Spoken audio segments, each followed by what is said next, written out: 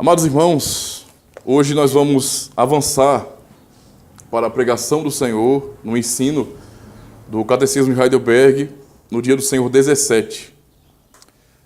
Nós temos apenas uma pergunta e resposta no dia do Senhor 17 e o sermão dessa manhã eu não preparei. Na verdade, eu não fiz nenhuma leitura de sermão ainda, não é? Então, eu quis aproveitar também e usar um sermão, não é, dos pastores reformados. Esse sermão é do pastor Kenneth Wuest. O texto do dia do Senhor 17, pergunta 45, diz bem assim: como somos favorecidos com a ressurreição de Cristo? Primeiro, pela ressurreição ele venceu a morte, para nos tornar participante da justiça que ele conquistou para nós pela sua morte. Segundo, pelo seu poder, nós também somos ressuscitados para uma vida nova. E terceiro, a ressurreição de Cristo é para nós a garantia da nossa ressurreição gloriosa. Essa é a reflexão do dia do Senhor 17, pergunta e resposta 45, acerca da ressurreição de Cristo. Há 2000 anos, irmãos, um judeu chamado Jesus de Nazaré morreu uma morte singular. Muitas pessoas morreram naquele ano, mas a morte de Jesus de Nazaré era especial, única, pois ele foi executado, ou seja, condenado pelas autoridades mais altas da época. Muitas pessoas foram executadas naquele ano, mas a execução de Jesus era singular, porque por 3 vezes, ele foi declarado inocente, não é, pelo mesmo governador que o condenou, não é? Então veja como isso de fato é importante para a nossa compreensão. Ele estava sendo declarado na verdade, não é, para o testemunho ali, como inocente, mas ainda assim foi condenado. Para ficar claro, embora publicamente estivesse sendo condenado como um criminoso, a sua inocência já havia sido declarada. Na verdade, os governadores, não é, os políticos romanos daquele período não entendiam muito bem o porquê que queriam tanto a morte dele. E o povo dele, o povo judeu da época, é quem desejou a morte de Cristo. Como os amados podem lembrar muito bem, na leitura dos evangelhos, foi o povo quem gritou: crucificam, não é? Mesmo, não é, quando Pôncio Pilatos lava as suas mãos dizendo: olha, não é porque eu quero, eu não consigo ver crime neste homem, não é?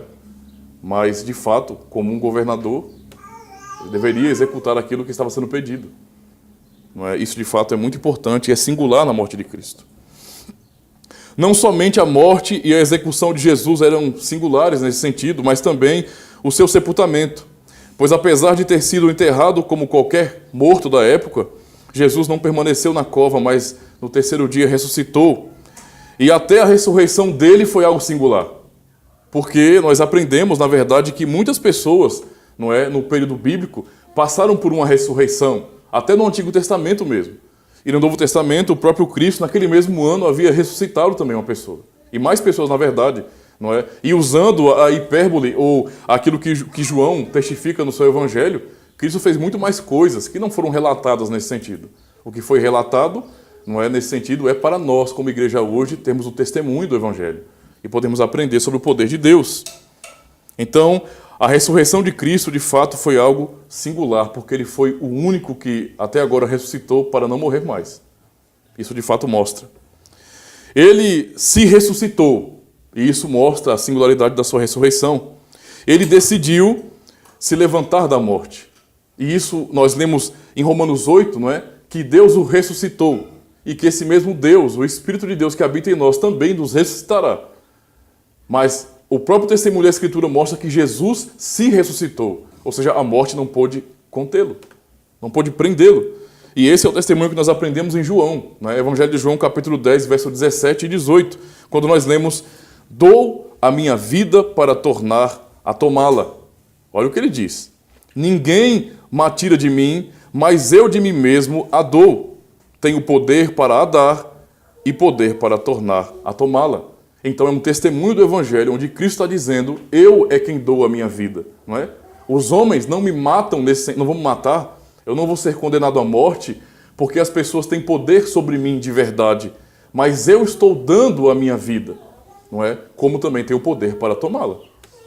Isso mostra como é singular a ressurreição de Cristo e o seu poder. Ele é o primeiro homem, então, no mundo, na história, que ressuscitou com um corpo glorificado, que nunca mais vai morrer, não é? A ressurreição de Cristo também era singular em todos os aspectos, não é? Na verdade, esses aspectos fundamentais da ressurreição de Cristo são básicos, não é? Mas eles são fundamentais para a nossa vida hoje. Nós não podemos olhar para a ressurreição de Cristo apenas como uma mera doutrina, como algo meramente teórico, feito para intelectuais, para teólogos. Isso tem uma aplicação para a nossa vida. E é justamente por isso que nós confessamos. Esse é o conteúdo da nossa fé, onde nós confessamos que nós cremos que Cristo padeceu sob o poder de Pôncio Pilatos, que ele foi crucificado, morto e sepultado, que ele desceu ao inferno e no terceiro dia ressurgiu dos mortos. O Catecismo, quando está explicando esta parte do credo, no dia do Senhor 17, pergunta: que importância tem para nós a ressurreição de Cristo? O Catecismo é bem prático, justamente porque o objetivo não foi escrever para teólogos, não é? Há um catecismo nesse sentido feito para teólogos, para pessoas mais instruídas, mas esse específico foi para os jovens da igreja, para as pessoas da comunidade, para as crianças, não é? Para os pais de família e também para os pastores poderem regular a pregação de maneira simples, que as pessoas pudessem entender. Eu sei que às vezes até a linguagem do catecismo, para nós dessa época, não é? Isso é um mal bastante cultural nosso. Não é? Muitas vezes, se você for ler esse catecismo com algumas pessoas, talvez você teve essa reação quando, pela primeira vez, foi ao texto do catecismo. Achou o texto um tanto quanto difícil, por não estar muito acostumado com uma leitura um pouco mais clássica. Mas, na verdade, isso aqui era bem comum para aquele pessoal daquela época, não é? Para nós que muitas vezes não estamos tão acostumados a ir direto a textos antigos, estamos muito mais adaptados a conversas de WhatsApp, de Facebook, a conversas a textos um pouco mais modernos, a expressões mais modernas, mais simplificadas. Às vezes temos alguma dificuldade de lidar com textos antigos, não é? Mas o texto de fato foi feito para ser claro, para ser simples, básico, de fato para que o povo pudesse compreender a importância da doutrina. Então o catecismo ele é bem pessoal nesse sentido. A pergunta é, irmãos, que importância tem para nós? Em outras palavras, qual a diferença que essa doutrina fundamental faz em nossa vida? O que isso tem a ver com a minha vida prática? Isso tem consequências no meu dia a dia? A ressurreição de Cristo? Ou é apenas um artigo do credo apostólico? Ontem, quando eu estava ensinando, da catequese no caso, eu perguntando às meninas sobre os artigos que estávamos lendo, porque lemos o Dia do Senhor 7, onde tem a exposição, o próprio texto do credo, quando pergunta quais são esses artigos, não é? Os artigos da nossa fé, em alguns trechos eu perguntei sobre o que tal afirmação significava, não é? E aí uma não soube me responder, eu fui e disse: está rezando o credo, né? Porque a ideia é que nós venhamos realmente confessar aquilo de coração, entendendo o que estamos dizendo ali. Não pode ser uma repetição ou uma recitação sem sentido para nós. Nós temos que falar isso com convicção, porque sabemos que isso é verdade, certo? Então jamais pode cair em nossa vida a mentalidade de recitar isso sem juízo, né? Sem significado nenhum.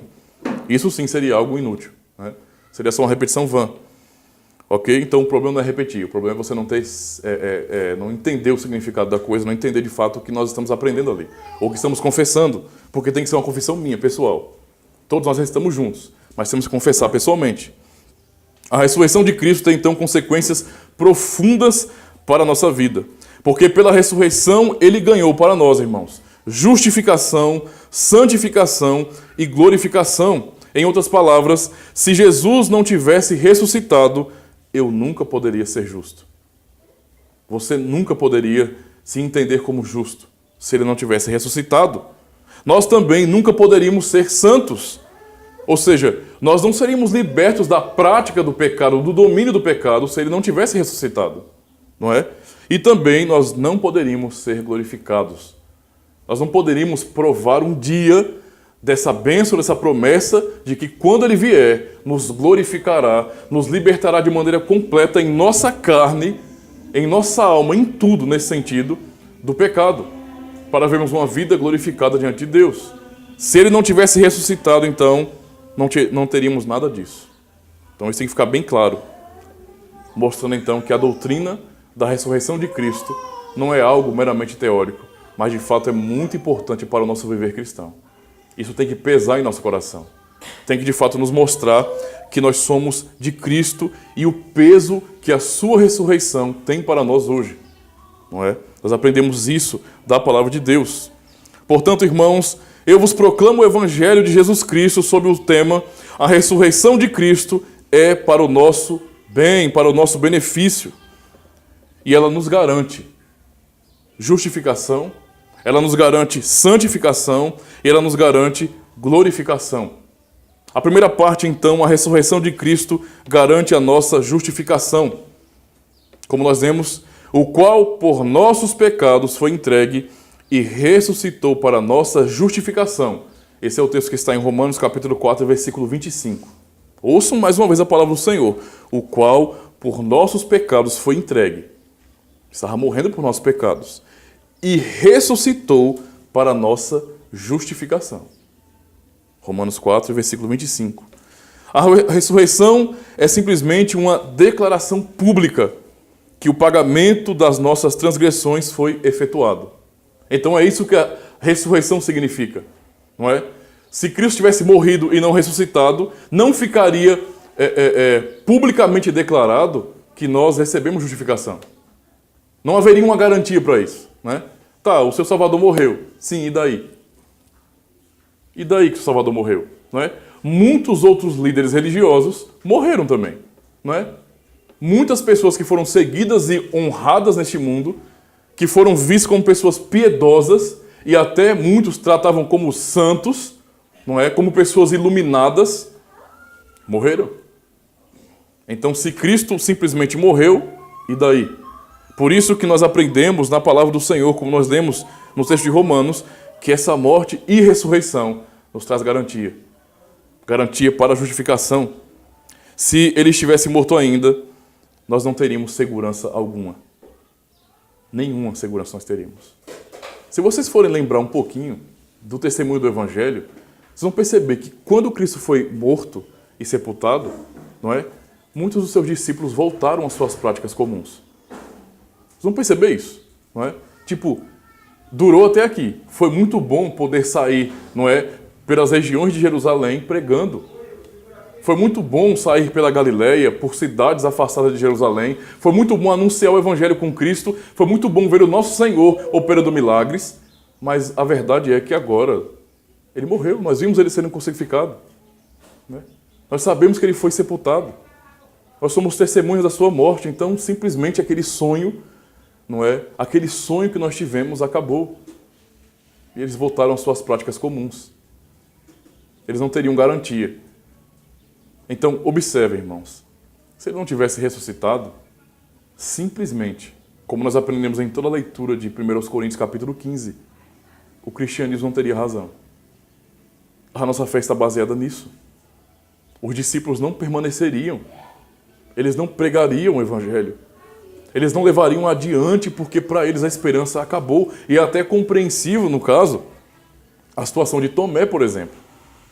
Aquilo foi um choque. Nosso Senhor morreu, nós vimos ele sendo humilhado publicamente. Acabou. Não é? Então, Cristo ressuscitou justamente para demonstrar, irmãos, não é, que ele nos deu a garantia. Como vivo é que ele garante. Isso de fato é importante para nós como igreja. Paulo diz na primeira carta aos Coríntios, capítulo 15 e verso 14: e se Cristo não ressuscitou, logo é vã a nossa pregação e também é vã a vossa fé. Olha o peso que a ressurreição tem sobre nossas vidas. Deus está dizendo para nós assim, não é? Se Cristo não ressuscitou, tudo que vocês estão sustentando até hoje não passa de mentira. Não passa de enganação. Na verdade, se Cristo não ressuscitou, a religião de vocês, não é uma religião comum como qualquer outra. Não foi uma religião revelada por Deus. Mas é como qualquer religião humana, onde o homem tenta, não é? Ou onde o homem tenta se religar a Deus. Ele afirma também, ele dando mais ênfase a isso no versículo 17 de 1 Coríntios 15, e se Cristo não ressuscitou, é vã a vossa fé e ainda permaneceis nos vossos pecados. Olha a afirmação. Se Cristo não ressuscitou, a fé de vocês é vã, é inútil, não serve para nada, é uma enganação. E pior, se ele não ressuscitou, vocês não foram perdoados dos pecados de vocês. Vocês permanecem no pecado de vocês. Em outras palavras, não há salvação se ele não ressuscitou. Entendeu? Estamos pregando uma historinha da carochinha. Estamos fazendo, na verdade, ensinando um conto de fadas, uma ilusão, não a verdade das coisas, se ele não ressuscitou. Então a doutrina da ressurreição tem um peso muito grande em nossas vidas como igreja. Se Cristo não ressuscitou, permanecemos em nossos pecados. Mas graças a Deus, irmãos, Cristo é ressuscitado. Ele foi ressuscitado, ele ressuscitou, e por essa ressurreição ele declara: missão cumprida. É essa ressurreição de Cristo que prova que a sua missão foi cumprida. Que prova, que declara de fato uma missão perfeita. Ou seja, ele pagou a dívida. Eu comprei a vida do meu povo por um alto preço, ou seja, meu próprio sangue. Essa é a garantia, não é? Podemos pensar na seguinte ilustração, que é bem interessante e simples, na verdade. Vocês sabem o que é um fiador? Não é? Quem já comprou algum imóvel, não é? Ou, na verdade, algumas vezes se exige até isso para quem aluga em cidade grande algum imóvel nesse sentido, existe um fiador. O fiador é alguém que vai ficar responsável por pagar o imóvel se por acaso você não puder pagar. Se aconteceu um imprevisto, alguma coisa, e você não tiver condições, alguém de sua confiança vai se comprometer a pagar, até que você possa pagar, até que você possa reaver a sua dívida. Nesse sentido, um fiador então está responsável por isso. Antigamente na Inglaterra, se você tivesse pago, não tivesse pago uma dívida, eles colocariam você na prisão. Então, você comprou, não pagou, vai para a cadeia. Antigamente isso era bem comum, certo? Era bem assim que funcionava. Se você, por acaso, vier a fugir, quem é que vai para a cadeia? Veja, você tem uma dívida e sabe que se não pagar vai para a cadeia. Mas de repente aconteceu algum problema e você não tem dinheiro para pagar. Aí porque você sabe que você vai para a cadeia, rapaz, eu vou capar o gato, como diz o povo, vou fugir daqui. Né? E você foge para outro país. Quem ia pagar a dívida indo para a cadeia no seu lugar? O fiador. Ele é responsável por pagar a dívida. E se você não tem dinheiro para pagar e ele também não, e a punição é a cadeia, logo o fiador tem que ir para a cadeia. Olha a responsabilidade que o fiador tinha nas suas costas, né? Na sua vida. Está sobre a pressão de talvez ir para a cadeia por causa de alguém que não paga. Então ele dá um exemplo sobre, muitos anos atrás, um jovem tomou dinheiro emprestado. Quando chegou a hora do pagamento, ele não tinha condições para pagar. Ele fugiu para um outro país. Então o fiador foi preso em seu lugar, até que a dívida fosse paga. Muitos anos depois, o homem volta para a sua cidade. E imagine a surpresa e alegria quando viu seu antigo fiador, andando na rua livre. O fato que aquele fiador estava fora da prisão só podia dizer uma coisa: a dívida foi paga. O tempo que ele passou na prisão, foi o tempo para pagar a dívida do seu amigo, nesse sentido.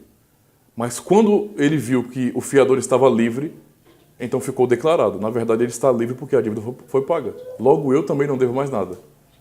É assim que ele explica justamente a doutrina da ressurreição, a declaração de que nós somos justificados, ou seja, a ressurreição de Cristo é a prova para a igreja de que nós fomos justificados, de que a dívida foi paga. Logo, se ele não tivesse ressuscitado, nossa dívida estaria de pé ainda. É até estranho quando alguém não confia na obra de Cristo. Tem aquela dificuldade ainda de confiar totalmente na obra de Cristo e ainda tenta por algum meio buscar justificação, buscar salvação que não seja Cristo. Quando uma pessoa age assim, ela está dizendo: eu não confio que o que ele fez pagou de fato a minha dívida. Ou seja, eu não confio na prova que Deus me deu. Eu não confio na declaração pública da ressurreição de que ele pagou meus pecados. Isso de fato é incredulidade, irmãos. Ele então rompeu, por sua ressurreição, os grilhões da morte.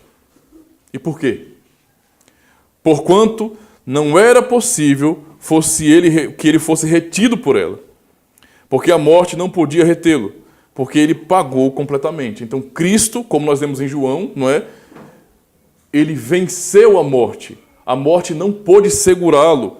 E essa sua ressurreição demonstrou o poder dele sobre a morte. Ele venceu a morte, para demonstrar o preço pago de maneira perfeita. Portanto, irmãos, o que é comum muitas vezes acontecer, quando o diabo está zombando de nós, dizendo que nós somos pecadores e que merecemos a morte, e nesse caso o inferno, nós temos que ter consciência que isso é verdade. Mas nós podemos responder: Cristo ressuscitou. Essa é a nossa declaração. Então, o diabo nos acusa de pecadores miseráveis e nós podemos dizer: você tem razão. Nós somos pecadores mesmo. Nós somos falhos. Quando nós caímos e a consciência pesa em nós, nós não vamos negar isso. Nós não vamos fingir que não somos pecadores. Mas nós, pela garantia que Cristo nos deu, podemos dizer, sempre em confronto ao diabo: Cristo ressuscitou. Meus pecados foram perdoados. Essa é a nossa resposta como cristãos. Quando uma pessoa não confia nisso, ela se entrega. Ela se entrega ao pecado, ela se entrega à desgraça, à tristeza, à depressão, a tudo aquilo que é ruim. Ela se entrega. Não, eu sou um miserável, eu não mereço nada. E nega a obra de Cristo, dizendo: eu não quero. Eu não vou servir a Deus não, porque eu sou um miserável demais. Nós sabemos, irmãos, que nós somos miseráveis. Mas essa é a nossa boa confissão. Que nós estamos livres. Livres do pecado. Por causa da obra de Cristo. Por causa da obra de Cristo. É assim então que a ressurreição de Cristo proclama a nossa ressurreição. Quando meus pecados me acusam perante Deus, Jesus fala em meu favor. Esse é o papel do nosso mediador, do nosso sumo sacerdote. Não é? Como nós cantamos no hino, diante do trono de Deus dos céus: se sou tentado a desviar e vejo a culpa que há em mim, olho para o céu e vejo então aquele que morreu na cruz. Essa é a realidade e a esperança da igreja. Infelizmente, muitos cristãos confessos acabam não confiando nessa verdade. Não é? Então, o que nós podemos ter convicção é que o nosso Cristo, intercedendo por nós, diz: Pai, eu já paguei o pecado deles. Essas ovelhas aí, o Senhor me deu essas ovelhas. Eu dei a vida por elas. Essa é a intercessão do nosso Cristo diante de Deus. Não é? Eles merecem, claro, a condenação. Mas eu morri a morte deles. Eu paguei o preço deles. Essa é a grande realidade. No final do capítulo 8 de Romanos, não é? O apóstolo canta um hino belíssimo acerca da certeza que nós temos da nossa justificação. Como nós muitas vezes cantamos esse hino. No versículo 33 ele diz: quem pode acusar os eleitos de Deus? Veja que isso é uma pergunta retórica, ou seja, uma pergunta que já está claramente com uma resposta. Quando ele fala quem pode acusar os eleitos de Deus, já é nos dando a resposta de que ninguém pode acusar os eleitos de Deus. Porque o texto diz: é Deus que o justifica. Então, tudo aquilo que o diabo, que o mundo, que a nossa própria consciência de pecado diz contra nós, nós podemos lembrar disso. Que não há ninguém que possa nos acusar diante de Deus, porque o nosso Cristo já nos justificou por sua obra. É por isso que o texto de Romanos 8 começa com: não há condenação. Ou seja, nenhuma condenação há para os que estão em Cristo Jesus. E ainda demais no versículo 34, enfatizando: quem os condenará? Quem pode condenar os eleitos de Deus? Ou seja, não tem como alguém condenar o eleito de Deus. Porque Cristo morreu e ressuscitou. Ele está à direita de Deus intercedendo por nós. Essa é a garantia, irmãos. Então, quando os seus pecados pesam sobre sua consciência, quando você está mal por se ver pecando, caindo, quando você está sendo tentado e se sentindo mal e se sentindo desgraçado mesmo, porque acontece quando você realmente percebe que está tão fraco que você começa a ceder à tentação, mesmo não praticando, mas no seu coração você começa a dar lugar, ou seja, a dar razão, a legitimar no seu coração aquela tentação. Lembre disso. Você pode olhar mais uma vez para o céu, como Estevão, não é? Diante dos seus opressores, quando estava sendo apedrejado, olhou para o céu e viu ali a glória de Deus e o Filho do Homem em pé à destra da majestade. É isso que ele viu. Nós podemos olhar para o céu então e lembrar, na hora então da tentação, na hora da fraqueza, na hora que a sua consciência te acusa, na hora que o diabo bota o dedo em sua cara nesse sentido e te acusa de um condenado, um miserável pecador, de que Deus não deveria te salvar, lembre disso. Se agarre a essa verdade. Você não vai orar ou buscar consolo nos santos. Embora tenham sido pessoas tementes a Deus, porque eles foram. Eles não receberam esse nome histórico à toa. Foram pessoas que realmente viveram para a glória de Deus, e nós temos na história da igreja o testemunho de homens que deram suas vidas para honrar o nome de Cristo. Dedicaram suas vidas, fizeram sacrifícios que nós não fizemos ainda. E então, historicamente, eles são chamados de santos, mas ainda assim, eles não podem nos socorrer. Eles não podem interceder por nós. Então não adianta nos agarrar à tradição em si e confiar que eles poderão fazer alguma coisa por nós. Na hora da tentação, eles não vão poder nos resgatar. Nós também não vamos orar a Maria, embora tenhamos que reconhecer a honra que essa mulher recebeu. É uma honra que nós não podemos fazer pouco dela. É triste quando pessoas cristãs e protestantes não reconhecem a honra que Deus deu a Maria. Era do povo de Deus, uma eleita do Senhor, uma serva fiel, como a própria Escritura testemunha. Ela foi muito honrada. A própria Isabel, diante dela, cheia do Espírito Santo, reconhece: essa é a mãe do meu Senhor.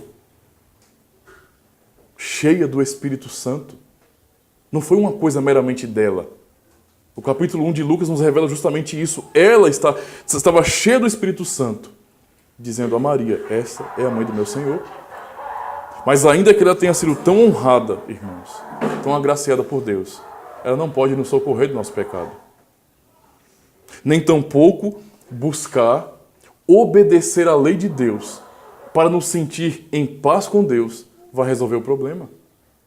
Na hora da tentação, tentar cobrir nesse sentido, tentar de alguma forma compensar o nosso pecado, a nossa tentação, não vai nos salvar, não vai resolver o problema. Eu devo olhar somente para Cristo. Eu devo lembrar somente da cruz de Cristo e sabendo que as minhas obras jamais poderão me salvar. Mas eu preciso me agarrar à garantia de Cristo ressuscitado. Ele ressuscitou para a nossa garantia. Ele é a prova viva que os nossos pecados foram pagos. O nosso Senhor vive, está à destra da majestade nas alturas, e é a prova viva no céu de que nossos pecados foram pagos. Ele é a garantia de que eu e você fomos santificados e estamos limpos diante de Deus.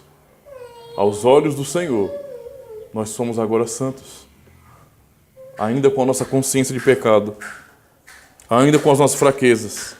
E nada em toda a criação, como nós vemos a consolação em Romanos 8, nada, não é? Pode mudar essa realidade. Nem potestades, nem principados, nada. Nem a morte, nem a vida, nem a altura, nem a profundidade, nada pode mudar essa realidade.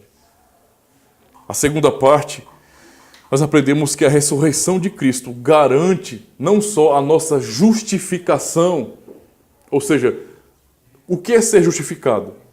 É ser declarado justo.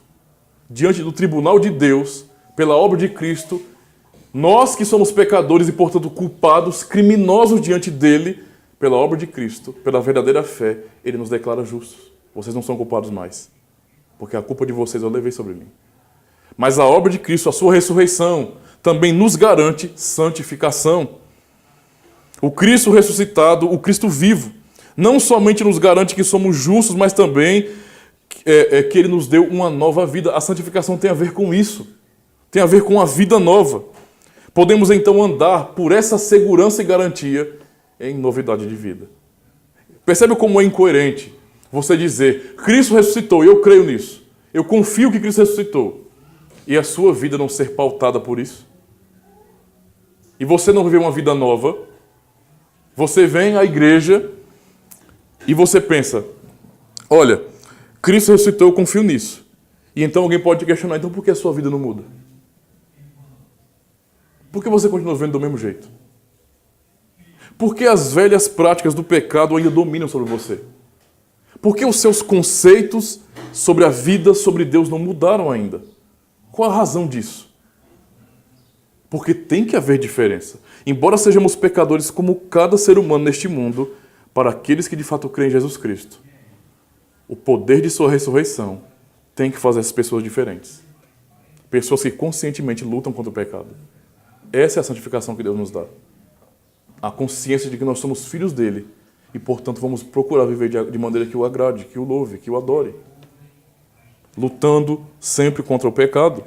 Então, o pensamento é, o nosso velho homem foi crucificado com Cristo, como nós aprendemos, né, já na pregação. O nosso corpo foi crucificado, o nosso velho homem foi crucificado com Cristo.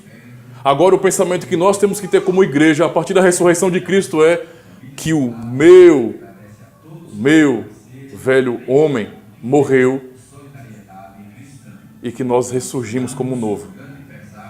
Portanto, irmãos, falando de mim, vamos segurar um pouquinho. Passando bem.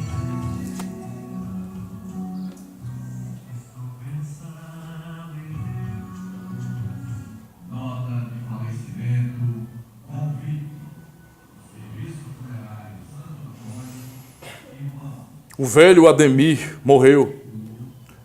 E o que vocês têm diante de vocês e diante uns dos outros, ao olhar para os seus irmãos, é uma nova criatura. Uma nova pessoa. Por mais que muitas vezes você não consiga ver tão nitidamente essa novidade de vida, mas essa é a realidade em Cristo que nós temos hoje. De maneira que se Ele ressuscitou e eu creio nisso, então eu ressuscitei com Ele. Eu sou uma nova pessoa, uma nova criatura, eu faço parte da nova criação. Logo, todo o egoísmo, toda a crueldade, os maus desejos, o ódio, morreu com Cristo. E isso não pode de maneira nenhuma nos dominar. Paulo, em Romanos 6:6, diz que o nosso homem velho foi crucificado para que o corpo do pecado seja desfeito, para que não sirvamos mais ao pecado. Ele morreu para nos libertar disso e ressuscitou para nos dar também nova vida, a fim de que o pecado não reine mais sobre nós. Essa é a grande realidade da nossa vida, não é? No versículo 4 de Romanos 6 ele diz: de sorte que fomos sepultados com ele pelo batismo na morte, para que, como Cristo foi ressuscitado dentre os mortos pela glória do Pai, assim andemos nós também em novidade de vida. Se nós confessamos de todo o nosso coração aquilo que o credo apostólico ensina, que resume aquilo que a Bíblia ensina, nós não podemos aceitar em nossa própria vida, não é, que o nosso velho homem domine mais uma vez. Nós temos que andar de fato em novidade de vida. Nossa vida tem que ser uma vida nova. E Cristo ressurreto é a garantia disso. Não é? Como é que eu posso afirmar essa garantia se eu não vivo assim? Eu preciso me esforçar para glorificar a Deus nessa vida, entendendo a minha vida agora diante dele. Minha nova natureza tem sua origem, então, na ressurreição de Cristo. Por isso que a ressurreição dele, ela nos traz uma vida nova, uma natureza que tem origem no Cristo vivo, não no Cristo morto, mas no Cristo vivo, não é? Como prova disso. Ele é a fonte da nossa nova vida.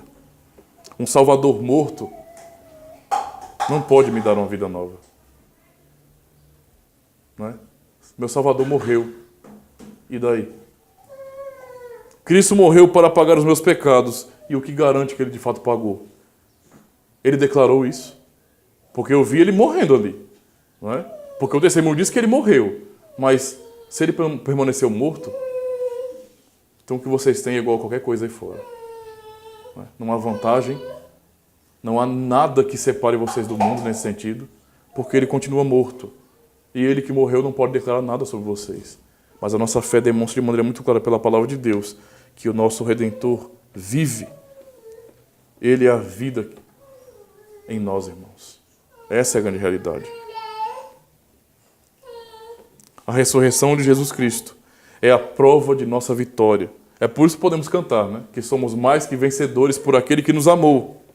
Porque ele venceu a morte, venceu o diabo. Então, o pecado não pode mais nos dominar. E eu até pergunto aos irmãos, na sua vida pessoal, o pecado ainda é patrão? O diabo ainda é patrão? Você consegue viver declarando que Cristo ressuscitou por você ao terceiro dia e ainda assim conviver em paz com a realidade do pecado? Porque se você é uma nova criatura, essa velha natureza agora tem que te escandalizar. Não pode mais olhar para isso como algo normal.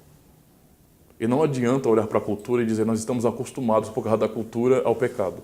Um cristão não pode ser assim.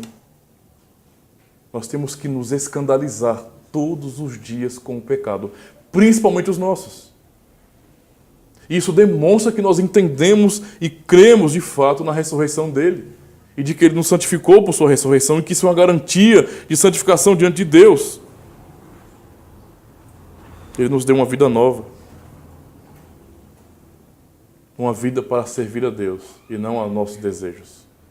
Uma vida para servir a Deus e andar de acordo com a sua vontade. É uma vida de crescimento em santidade. Né? Santidade é a nossa vocação. Então, todos os dias, eu preciso lutar contra o pecado. E enquanto eu luto contra o pecado, é demonstrada a minha vida por esse fruto, que eu estou sendo santificado, aperfeiçoado, moldado à imagem de Cristo. Nossa vida tem que ser assim como cristãos. Você tem que olhar para a sua vida hoje e dizer bem assim, hoje eu avancei um pouco mais, não sou como ontem. Nossa vida não pode ser uma vida estacionada. Na mesmice, mas temos que avançar cada vez mais. No versículo 22 de Romanos 6 ele diz, mas agora, libertados do pecado e feitos servos de Deus, tendes o vosso fruto para a santificação e, por fim, a vida eterna. O que é a santificação, então? Paulo nos dá a resposta quando ele canta, não sou eu quem vive, quando ele diz, não sou eu quem vive, mas Cristo vive em mim. E isso é santificação. A consciência de que Cristo, por meio do Espírito, habita em nós e, portanto, é a vida dele que deve sobressair sobre a nossa. Ou seja, a vida dele deve estar, de fato, evidente em nossas vidas. Tem que haver, nesse sentido, irmãos, o entendimento de que a nossa vida tem que expressar a dele, que ele deve ser visto em nosso modo de viver, em nossas atitudes, no que falamos, em tudo. Cada atitude nossa, o que nós fazemos neste mundo, a sua postura diante do mundo, deve evidenciar que em você, Cristo vive. Em nós, como igreja, está a vida de Cristo. E ele é santo. Como poderíamos ser diferentes? João 4:14 diz, mas aquele que beber da água que eu lhe der, nunca terá sede, porque a água que eu lhe der se fará nele uma fonte de água que salte para a vida eterna. Não é? Começa aqui, mas vai para a vida eterna. Estamos neste mundo sendo preparados, santificados para aquele grande dia, onde de maneira plena, finalmente seremos santos. Hoje nós somos santos porque Deus nos santificou por sua obra, mas essa obra de santificação que já foi feita e realizada e perfeita em Cristo é também um processo agora no nosso viver diário. Até que venhamos chegar à estatura de varão perfeito, à semelhança de Cristo. Né? Para isso mesmo nós fomos eleitos. Você pode afirmar isso em sua vida? Você pode testemunhar no seu próprio coração, na sua própria vida, que você também tem vivido, que você tem provado dos benefícios da ressurreição de Cristo? Você pode perceber essa bênção da ressurreição na sua própria vida? Nós temos que refletir sobre isso. Terceira e última parte, irmãos, nós aprendemos que a ressurreição de Cristo garante a nossa glorificação. Nós temos na ressurreição de Cristo a garantia perfeita de que um dia nós também seremos glorificados. Essa é a esperança da igreja. Jesus ressuscitado é a prova que ele pagou os nossos pecados. Então nós podemos nos entender, somos justos. Justos. Jesus ressuscitado é a garantia que somos uma nova criatura. O Espírito de Jesus vivo está me santificando a cada dia. E Jesus ressuscitado é a garantia que eu vou também viver de maneira plena, corpo e alma, purificados, santos, eternamente na glória de Deus. É isso que está reservado para o povo de Deus. Então precisamos muito ouvir isto em nossas vidas como igreja. Sempre, sempre, sempre nós temos que realmente reforçar o conhecimento sobre essa verdade, ouvir sempre o Evangelho, ouvir sempre sobre a nossa esperança. Quando Paulo ensina a igreja sobre consolação por irmãos que estavam vivendo em aflição, ele ensina, por exemplo, na carta aos Tessalonicenses, a consolar os irmãos com a verdade da volta de Cristo. Porque é quando ele vir para buscar o seu povo que nós provaremos, como Romanos 8 nos ensina, não é? Dessa adoção de filhos, dessa remissão de nosso corpo, para a glória dos filhos de Deus. Olhamos então para o nosso redor e vemos só sofrimento, eu sei, irmãos, e muitas vezes nós podemos até nos questionar, porque acontece, muitos se questionam, muitos cristãos que estão fracos na fé ficam se perguntando, que glória é essa? Não é? Porque ele morreu, ressuscitou, prometeu coisas, mas o que nós podemos testemunhar na nossa própria vida, na própria história da igreja, e hoje, é que os cristãos eles sofrem muito no mundo. E eles sofrem mais do que as outras pessoas. Não é? Pessoas têm muitas vezes sofrido por crimes, não é? Porque não estão obedecendo o governo, esse tipo de coisa, quebrando as leis, mas cristãos não estão quebrando as leis e ainda assim sofrem. E em muitos países são perseguidos apenas por serem cristãos, por pregarem e crerem em Jesus Cristo e assumirem a fé em Jesus Cristo. E eles são mortos e são torturados por isso. Então, cadê a glória? Que glória é essa? Há muitos que ficam até como os judeus, na época de Jesus, que não se encantaram nem um pouco com aquela figura daquele homem tão simples. Quem deu crédito à nossa pregação? Há muitos cristãos que estão assim também. Cadê essa glória? Não é? Isso é uma pergunta comum na mente de muitas pessoas. Paulo responde a essa pergunta no capítulo 8 de Romanos. Ele fala sobre o sofrimento do tempo presente, que não pode ser comparado com a glória a ser revelada em nós. Ele mostra que até a criação está ansiosa para ver o dia quando vamos entrar na glória, quando vamos receber a plenitude da nossa herança em Cristo. Toda a criação, todo o universo, não é, que foi corrompido pelo pecado do homem. Todo o universo. Que prova da morte. A morte é a própria corrupção. O fim da vida, não é? É a punição por causa do pecado. E toda a criação que sabe o que é a degradação está ansiosa para ver a manifestação dos filhos de Deus. Para quando finalmente essa glória prometida for manifesta. Porque toda a criação será redimida. Toda a criação será redimida. Vejam como é maravilhoso o plano da salvação de Deus. Por nossa culpa, o mundo criado caiu. Por nossa culpa, a corrupção no mundo. E Deus então restaurará tudo isso por meio de nós mesmos, porque Cristo se fez um de nós. Essa é a realidade. Não é? Então a nossa esperança está garantida nele. Como ele diz em Romanos 8 ainda, porque em esperança fomos salvos. Ora, a esperança que se vê não é esperança, porque o que alguém vê, como espera? Mas se esperamos o que não vemos, com paciência o aguardamos. No versículo 24 e 25. A ressurreição de Cristo é uma dupla garantia que não estamos esperando a glória em vão. Nós não estamos aqui iludidos, não é? Nós não estamos aqui esperando algo que nunca vai acontecer. Nós não estamos aqui perdendo o nosso tempo. E isso o cristão deve ter como convicção em sua vida. Você não está aqui reunido como igreja, como povo de Deus, não é? Cultuando a Deus em vão, esperando por suas promessas em vão. Nós continuamos andando como povo no deserto, como remanescente fiel no deserto, ainda com toda a tentação que havia ali, continuava aguardando a bendita esperança, continuava aguardando o cumprimento da promessa, a entrada na terra prometida. Assim também nós aguardamos por essa glória, irmãos, por essa ressurreição de nossas vidas, de maneira perfeita. A ressurreição de Cristo é essa dupla garantia. Nós vemos no versículo 11 de Romanos: e se o Espírito daquele que dentre os mortos ressuscitou a Jesus habita em vós, aquele que dentre os mortos ressuscitou a Cristo, também vivificará os vossos corpos mortais pelo seu Espírito que em vós habita. Cristo é a garantia que você vai ressuscitar um dia. Cristo é a garantia de que você não permanecerá morto.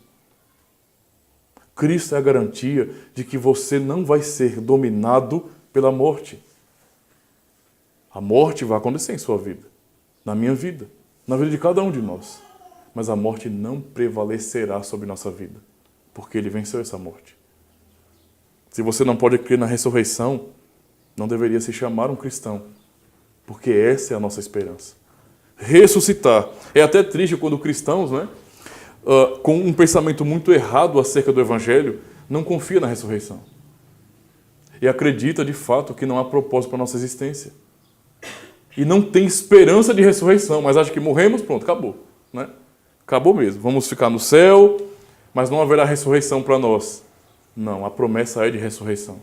E Ele ressuscitou para ser a prova, o primeiro exemplo da ressurreição perfeita. O Espírito de Jesus habita em vós, porque se habita, vocês ressuscitarão também.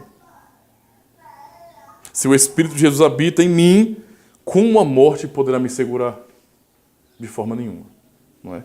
A morte não poderá. Cristo ressuscitou, mostrando que a morte não pôde reter a sua vida, como também nós temos a esperança que a morte não vai reter a nossa vida. Eu posso morrer, mas não permanecerei morto. E isso é uma garantia que nós temos em Jesus Cristo, irmãos. Isso é uma garantia que nós temos em Jesus Cristo. A morte não pode nos reter. Assim, temos a certeza que Ele vai nos dar um corpo glorificado, como o que Ele tem.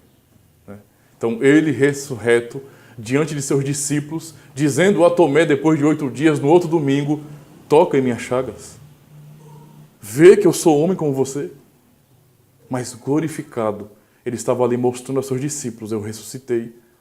Veja, carne e osso como vocês, mas agora para nunca mais morrer. Isso é a esperança dada à igreja. Imagina o fortalecimento na vida dos discípulos. Dos discípulos que tinham voltado às suas práticas comuns, ao seu trabalho comum. Quem era pescador voltou a pescar. Quem era pescador voltou a pescar.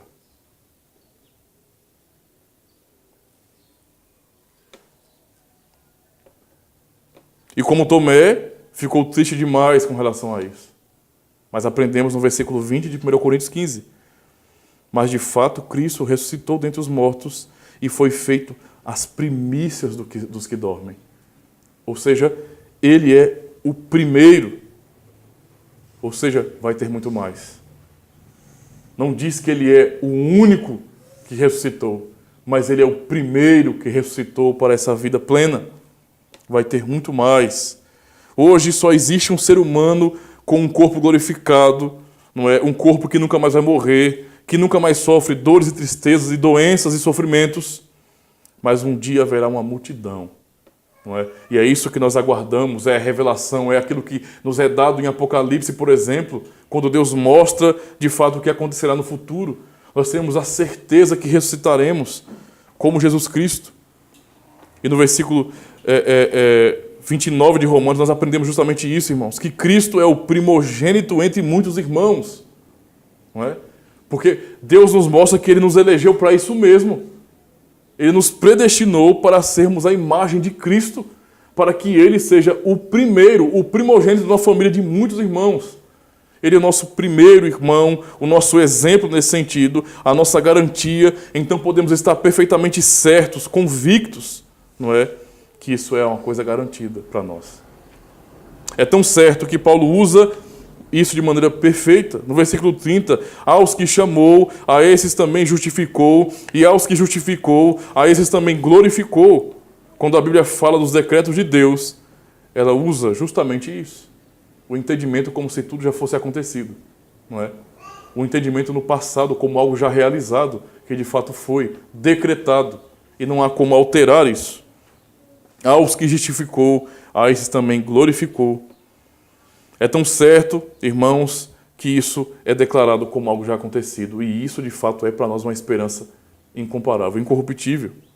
Então, quando o diabo nos incomoda, quando ele tenta, de fato, nos convencer do contrário, nós temos a segurança eterna do nosso Cristo que vive em glória. E ele é as primícias dos que dormem. Você, junto com muitos cristãos, tem essa garantia. Se, de fato, você confia nessa verdade. Se você tem Cristo como a sua esperança, como toda a sua garantia, irmãos. Nós aprendemos, então, toda a importância disso. Que nós somos justos, porque Cristo, com sua ressurreição, declarou que nós somos justificados. Nós somos santos, porque Cristo, com sua ressurreição, nos declarou que nós somos agora uma nova criação, santificados, temos uma nova vida.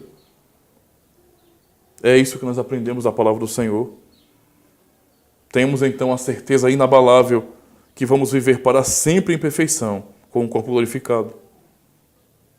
Quer saber por que o dia do domingo, por exemplo, é um dia tão importante e o mais importante dia da semana para a igreja? É porque neste dia Jesus ressuscitou. Você guarda o dia do Senhor no domingo, porque tem esse foco principal. Porque foi no primeiro dia da semana que ele ressuscitou, demonstrando o poder dele sobre a morte, que ele venceu. Como também 8 dias depois, ou seja, no outro domingo, ele voltou, no outro domingo, para mostrar a um dos seus discípulos que não creu, que não confiou, devido a todo o abalo que estava vivendo, que ele ressuscitou.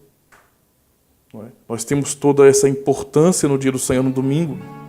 Então, todos os domingos, irmãos, quando nos reunimos aqui, quando entramos mais uma vez pela graça de Deus no domingo, nós, como povo de Deus, estamos celebrando os benefícios da vitória de Cristo. Estamos celebrando a justificação, a santificação e a glorificação que temos em nosso Senhor que vive. Amém.